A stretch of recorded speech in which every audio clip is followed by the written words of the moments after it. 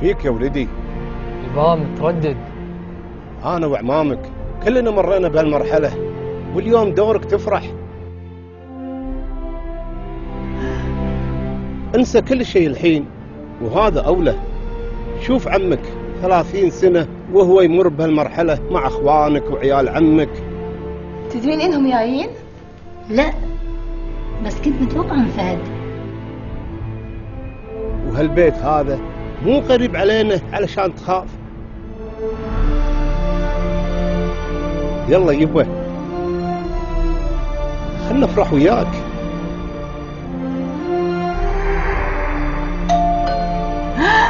ألف مبروك يا بنيتي. قوة، في قرقعان؟ اي بابا في قرقيان.